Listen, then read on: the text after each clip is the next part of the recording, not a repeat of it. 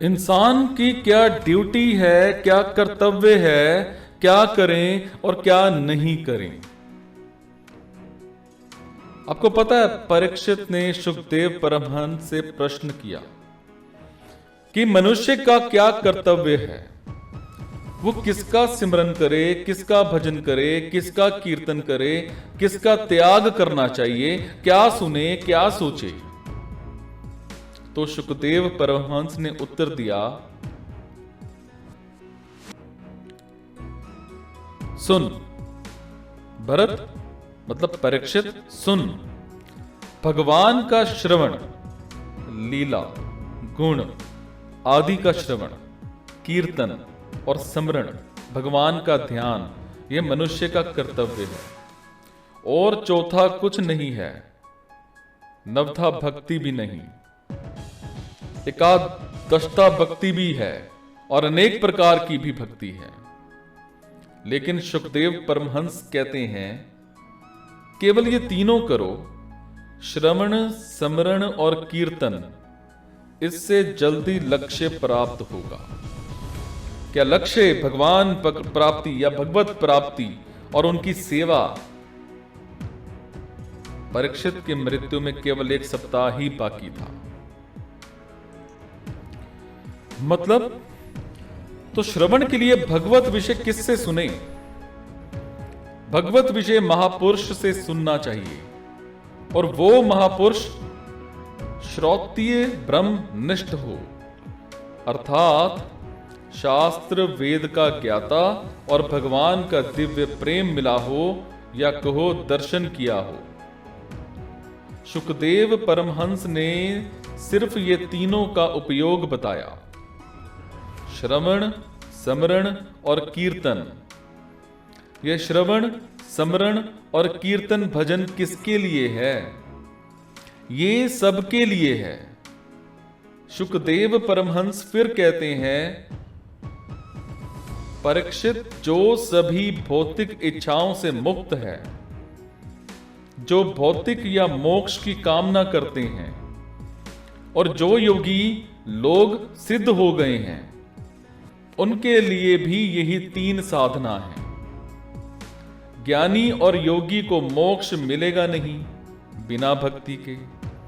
ये पृथ्वी, जल, ताजे वायु, आकाश और अहंकार को तो ज्ञान जन पार कर लेते हैं, लेकिन उसके आगे प्रकृति उसको पार नहीं कर पाते।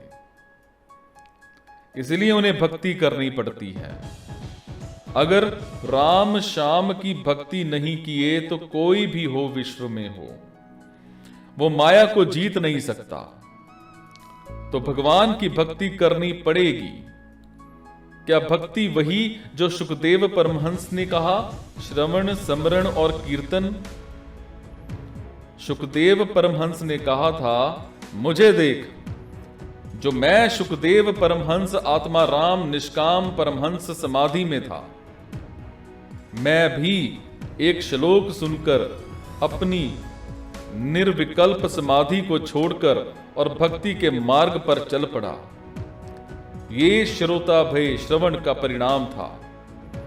वो श्लोक था, जिस पूतना में अपने स्तनों में जहर लगा के कृष्ण को पिलाया, उसको भी ठाकुर जी ने अपना गोलोक दे दिया। ऐसा दयालु कौन होगा? ये श्लोक को सुनने के बाद मैं अपनी निर्विकल्प समाधि समाप्त कर ली और पूछा कि ये श्लोक किसने लिखा, मुझे उसके पास ले चलो।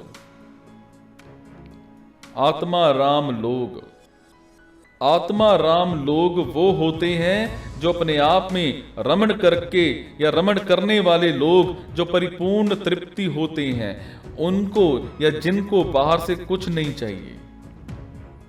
आत्मा राम को श्री कृष्ण की भक्ति करनी पड़ती है, क्योंकि सगुण सविशेष साकार ब्रह्म में ऐसा विलक्षण है कि वो लोग अपनी निर्गुण, निर्विशेष, निराकार समाधि को भूल जाते हैं।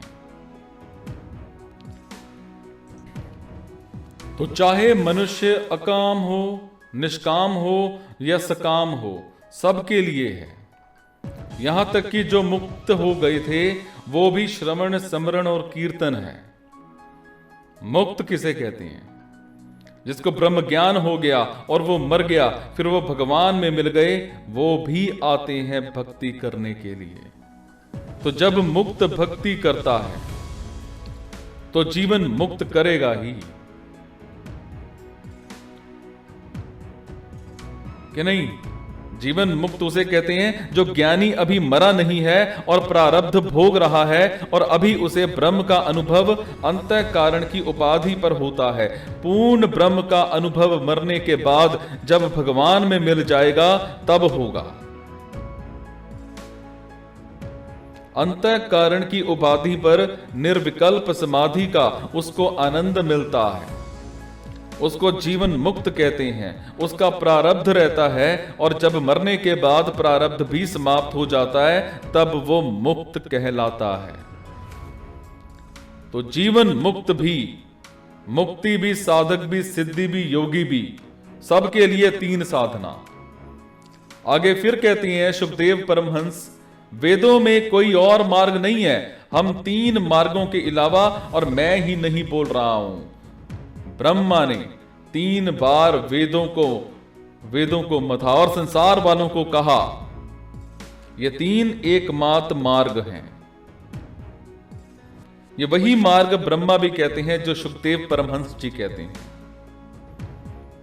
फिर सुखदेव परमहंस ने बोला, सर्वत्र और सर्वदा श्रवण, स्मरण और कीर्तन करो।